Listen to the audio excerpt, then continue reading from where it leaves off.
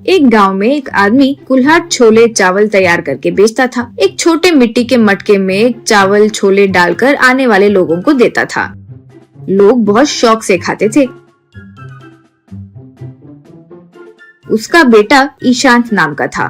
वो पिता के दिए पैसे लेकर आवारा घूमता रहता था। ऊपर से वो एक बेवकूफ भी था। जो भी वो कहता वही सही है यूँ समझता था। वो लोगों को इशारे करके बताता रहता था कि वो क्या सोच रहा है। उन्हें वो क्या बोल रहा है समझ नहीं आता तो वे सर पकड़ लेते थे। इससे अगर वो दूर से आने वाला है तो लोग भाग जाते थे। एक दिन बंडी के पास ईशांत के पिता, बेटा क्यों ऐसे लोगों को सताते हो? लोग देखो तुम आते ही कैसे भाग जाते हैं। तुम्हें एक बात पता है, तुम्हारे लिए गांव वालों ने एक नाम भी रखा है, जानते हो क्या? इशारा ईशांत। कृपा करके आके काम संभालो बेटा। यूँ कहा ईशांत। अरे पिताजी, बात करने से सोचो इंसान की कितनी एनर्जी वेस्ट होती है, इसलिए मैं ज्यादातर इशारे करता हूँ, सबको सीखने के लिए कहता हूँ, लेकिन कोई सुनता नहीं। सच बोलो तो मैं साइन लैंग्वेज में मास्टरी कर ली है। उस पर एक किताब भी लाने वाला हूँ, तब सबको समझ आएगा कि मेरी अहमियत क्या है। और लोग मेरा कोई नाम रखे तो मुझे क्या, पहले मुझे पैसे दो। यूँ कहा तब पिता सर पकड़ लिए। उसी गांव में आशुतोष नाम का एक बड़ा आदमी रहता था। गांव में किसी को भी समस्या होती तो वो अच्छे से उनका परिष्कार देता था। एक दिन ईशांत के पिता आशुतोष के पास जाकर बेटी के बारे में बताकर दुखी हुए। आशुतोष, हाँ क्या? तो ऐसे मूर्ख को सबक सिखाना होगा। सोचकर उसे क्या करना है कहा। फिर पिता ईशांत से, बेटा ईशांत, कल तुमने कहा ना कि साइन लैंग्वेज पर किताब लिखोगे, है ना? वो बात आशुतोष जी को पता चली और उन्हें तुम बहुत पसंद आए। पुस्तक का खर्च वही करेंगे बोले, तुम्हें एक बार आकर मिलने के लिए बोले। यूँ कहा। वो सुनकर ईशांत खुश हो गया। अगले दिन पिता ईशांत को लेकर आशुतोष के पास आए। आशुतोष, तुम्हारा ये साइन लैंग्वेज की सोच मुझे अच्छी लगी और मुझे कल ही एक बात पता चली। देश में एक प्रसिद्ध साइन लैंग्वेज का पंडित हमारे घर आने वाले हैं। वो भी तुम्हारी तरह साइन लैंग्वेज में बात करते हैं। तुम उनके साथ साइन लैंग्वेज में जीत गए तो तुम्हारे पुस्तक का होने वाला खर्च मैं करूँगा। अगर तुम हार गए तो ऐसे बेकार घूमना बंद करोगे और जैसे तुम्हारे पिताजी कहते हैं वैसे सुनना होगा, ठीक है? यूँ कहा ईशांत ठीक है। कहकर आ गया। फिर आशुतोष अपने पास काम करने वाले एक इंसान को बुलाया।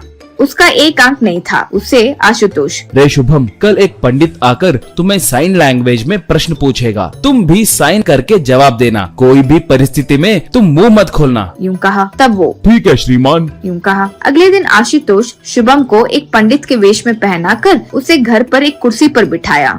ईशांत पिता के साथ वहाँ आया। आशुतोष, ईशांत, अंदर जो मैं पंडित बोला ना वो तुम्हारा इंतजार कर रहा है। तुम जाकर उससे प्रश्न पूछ सकते हो। यूँ कहा। ईशांत अंदर जाकर शुभम को नमस्कार करके सामने कुर्सी में बैठा। ईशांत अब शुभम को एक उंगली दिखाया, तब शुभम उसे 2 उंगली दिखाया। ईशांत शुभम को 3 उंगली दिखाया। शुभम गुस्से से मुट्ठी बनाकर दिखाया। ईशांत फिर एक केले को दिखाया। शुभम तुरंत एक रोटी का टुकड़ा ईशांत को दिखाया। ईशांत तुरंत खड़े होकर शुभम के आगे हाथ जोड़कर बाहर आ गया। तब आशुतोष से, श्रीमान, ये मामूली ज्ञानी इंसान नहीं है, बहुत महान है, बहुत ज्यादा ज्ञानी है। मैं उनके साथ मुकाबला नहीं कर सकता, मैं हार गया। मेरे पिताजी जो बोलेंगे वो सुनूंगा। यूँ कहा। आशुतोष, ये तुमने कैसे कहा? ईशांत, भगवान एक है कहने के लिए मैं एक उंगली दिखाया, लेकिन वो नहीं शिव केशव 2 है कहकर 2 उंगली दिखाए। तब मैं ब्रह्मा को मिलाकर 3 भगवान है ना तो 3 उंगली दिखाया, लेकिन वो मुट्ठी बनाकर तीनों एक ही है कहकर दिखाए। तब मैं देव कितने दयावान है कहने के लिए मानव जाति को जो प्रसाद दिए वो केला दिखाया, लेकिन वो फल तो हर मौसम में नहीं मिलता, इसलिए उससे महान मानव का बनाया सबको जो आसान में मिल जाते हैं रोटी के टुकड़े दिखाया। मैं हार गया जी, अब से जो पिताजी बोलेंगे मैं सुनूंगा। यूँ कहा।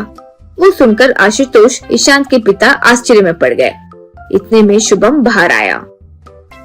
आशुतोष। रे शुभम, जो वो पूछा तुम्हें क्या समझ आया? यूं कहा शुभम। श्रीमान, वो पंडित पता नहीं कौन है लेकिन कमीना था। वो अंदर आते ही मेरा मजाक उड़ाने के लिए तुम्हारी एक ही आंख है ना सोचकर एक उंगली दिखाया। मुझे गुस्सा आया लेकिन दबाकर कहा कि तुम्हारी दोनों आंखों से अच्छा मेरी एक आंख है कहते हुए 2 उंगली दिखाया। तो वो बात नहीं छोड़ा और उसके 2 आंख मेरी एक आंख मिलाकर 3 होते हैं, इसलिए 3 उंगली दिखाया। मुझे गुस्सा आया और फिर मेरी आंख के बारे में बात किया तो मुंह तोड़ दूंगा कहते हुए मुट्ठी दिखाया। वो डर गया और मेरे साथ अच्छा पेश आने के लिए मुझे एक केला दिखाया जी। मुझे गुस्सा आया तो तुम्हारा बेकार केला किसे चाहिए रे, मुझे मेरी रोटी बस है कहते हुए रोटी दिखाया। बस डरकर हाथ जोड़कर भाग गया कमीना। यूं कहा। ये सुनकर दोनों खूब हंसने लगे।